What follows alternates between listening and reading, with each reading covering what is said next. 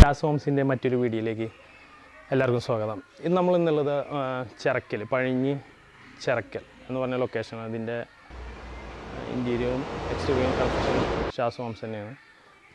2 BHK, 2 bedroom, hall, kitchen, work area. 1980 square ഫീറ്റാണ് ഈ വരുന്നത്. നമ്മളുടെ മറ്റൊരു കംപ്ലീറ്റഡ് പ്രൊജക്റ്റാണ്. എലിവേഷൻ എന്ന് പറയുമ്പോൾ നമ്മൾ നോർമൽ ഡിസൈനിൽ നിന്നും ഒരു കണ്ടംപററിയും സ്ലോപ്പ് മിക്സ് ചെയ്തിട്ടുള്ള ഒരു സ്ലോപ്പ് പ്രൂഫ് എന്തായാലും ഇവർക്ക് വേണം എന്നുള്ള ഒരു താല്പര്യം ഉണ്ടായിരുന്നു. അപ്പോൾ അതിനനുസരിച്ച് നമ്മൾ ആ സ്ലോപ്പ് പ്രൂഫ് എന്തായാലും ആഡ് ചെയ്ത് കൊടുത്തു. അപ്പം തന്നെ ഒരു കണ്ടംപററി കിട്ടാവുന്ന രീതിയിൽ ഫ്രണ്ടിലേക്ക് തന്നെ ഒരു ബോക്സ് ഇങ്ങനെ എക്സ്റ്റെൻഡ് ചെയ്തു. അത് ബാൽക്കണിയായിട്ട് ഉപയോഗിക്കാൻ പറ്റില്ല, ഏരിയയിൽ അത് ഉൾപ്പെടില്ല ആ ബോക്സ്. അങ്ങനെയാണ് അതിൻ്റെ ഡിസൈൻ കൊടുത്തത്. തൊട്ടപ്പുറത്ത് തന്നെ ഒരു ജാളി വർക്കും ആഡ് ചെയ്ത് കൊടുത്തിട്ടുണ്ട്. ഈ ലാൻഡ്സ്കേപ്പിംഗ് ചെയ്യുമ്പോൾ വീടിൻ്റെ നോർമൽ ഫൈനൽ ഫിനിഷിങ് എന്ന് പറയുന്നത് ലാൻഡ്സ്കേപ്പിംഗ് തന്നെയാണ്. ഈ ലാൻഡ്സ്കേപ്പിംഗ് കഴിഞ്ഞാലാണ് വീടിനെ ഒന്നുകൂടിയും ഹൈലൈറ്റ് ചെയ്തിട്ട് നമുക്ക് വ്യൂ കിട്ടുള്ളൂ. ബാബി മെറ്റൽ വിരിച്ച് കഴിഞ്ഞാലും സാധാ സോയിലായി കഴിഞ്ഞാലും നമുക്ക് ആ വീടിൻ്റെ ഫൈനൽ ആ ഫിനിഷിങ് കിട്ടണമെന്നുണ്ടെങ്കിൽ ലാൻഡ്സ്കേപ്പിംഗ് തന്നെ കഴിയണം.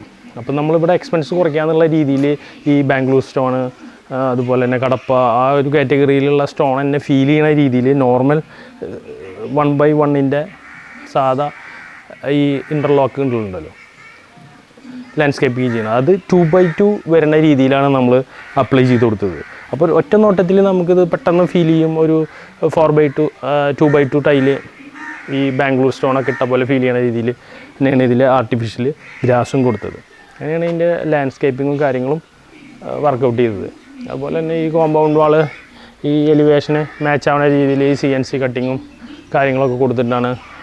അതുപോലെ ഫെൻഡർ മാക്സിൻ്റെ ഒരു ഇതുണ്ട് ഷീറ്റ്, അതും വെച്ചിട്ടാണ് ഇതിൻ്റെ ഗേറ്റും ബാക്കി വർക്കുകളൊക്കെ ഫിനിഷ് ചെയ്തിട്ടുള്ളത്.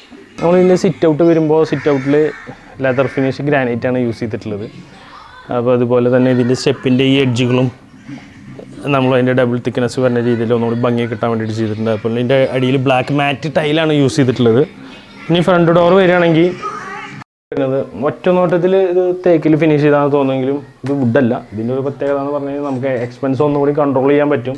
മറ്റൊന്ന് ഇതിൻ്റെ തിക്നെസ് എന്ന് പറയുമ്പോൾ എക്സാക്റ്റ് നമുക്ക് ഭിത്തിക്കണത്തിൽ തന്നെ ഇതിൻ്റെ തിക്നെസ്സും കിട്ടും. വുഡിലൊക്കെ ആകുമ്പോൾ ഒന്നുകൂടി അതിൻ്റെ കോസ്റ്റ് കൂടും. ഹാൻഡിൽ പെയിൻറ്റിങ് ഒക്കെ കൂടിയിട്ട് വരുമ്പോൾ നമുക്ക് എക്സ്പെൻസ് കൂടുതലാണ്. അപ്പോൾ സ്റ്റീൽ ഡോർ ആകുമ്പോൾ നമുക്കൊന്നുകൂടി എക്സ്പെൻസ് കൺട്രോൾ ചെയ്യാനും പറ്റും. സേഫ്റ്റി ഫീച്ചേഴ്സും കുറച്ച് കൂടുതലാണ്. ഒരുപാട് ലോക്കും സിസ്റ്റവും കാര്യങ്ങളൊക്കെ ഈ സ്റ്റീൽ ഡോറിന് വരുന്നത്.